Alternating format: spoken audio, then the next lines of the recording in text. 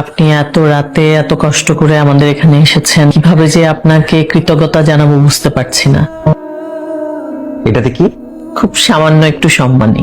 আপনি তো আসিফের মামি। আসিফের মামি মানে তো আমারও মামি। এখন মামা মামির কাছ থেকে যদি টাকা নেই তাহলে ভাগ্যের সম্মান থাকবে? কার্ডটা রাখুন, এরপর যে কোনো সময় যে কোনো সমস্যায় আমাকে কল করবেন, চলে আসবো।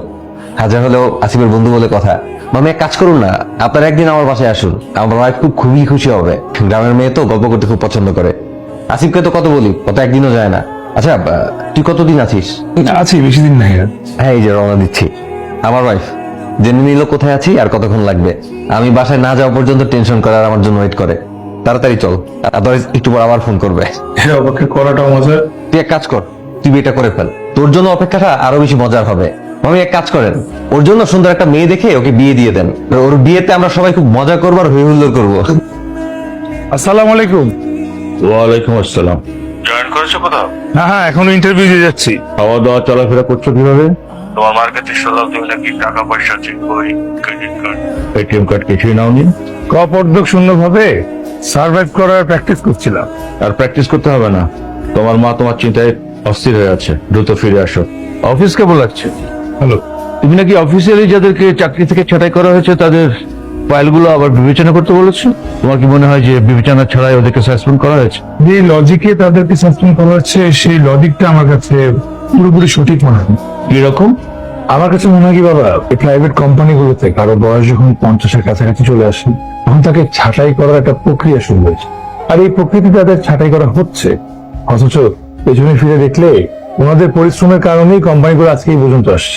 তোমার কথা ঠিক, কিন্তু বিনিময়ে তো তাদেরকে বিশাল অঙ্কের বেতন দেওয়া হয়েছে। এদের একজনের বেতন থেকে কমপক্ষে এখন 3জন এনার্জেটিক ইয়াং ম্যান রাখা যায়। তাতে কোম্পানি কত লাভ হয় জানো? জানি বাবা, শুধু লাভ লসের হিসাব কষে চাকরি দেয়া এবং চাকরি নেয়া এগুলো কি শুধু কোম্পানির কাজ? মানুষের মানবিকতা এগুলো কি কিছু থাকবে না? মানবতার জন্য এতিমখানায়, মাদ্রাসায়, মসজিদে, এমনকি মানবিক সহায়তাকারী প্রতিষ্ঠানগুলোতেও ব্যাপকভাবে দান করা হচ্ছে। নিঃসন্দেহে এটা ভালো উদ্যোগ। আমি বলতে চাচ্ছি যে আমাদের কোম্পানি যারা চাকরি করছে তাদের চাকরির শেষের দিকে যদি আমরা একটা ভালো অঙ্কের আর্থিক সাহায্য নিশ্চয়তা দিতে পারি তাহলে তারা আরো উৎসাহিত হবে। এটা সরকারি প্রতিষ্ঠান না। 48-50 বছর একটা লোকের যখন চাকরি চলে যায় তখন সে পরিবার নিয়ে একটা হুমকির মধ্যে পড়ে। বেঁচে থাকার তাগিদে তখন তার ন্যায় অন্যায়বোধ লোপ পায়। এতে তার পরিবার এবং সমাজ দুটোই কিন্তু ঝুঁকির মধ্যে পড়ে যায়। তুমি যা বলছো তার জন্য আলাদা প্রতিষ্ঠান আছে।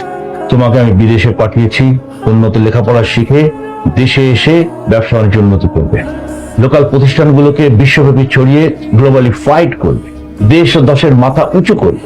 আমি তো তাই চাই বাবা, শুধু আর্থিক ভাবে না, আমরা কতটা মানবিক ভাবে জাতিগতভাবে কতটা উন্নত সেটাও সবাইকে দেখিয়ে দিতে চাই। উল্টো পথে হেঁটে শুধু পেছনেই যাবে।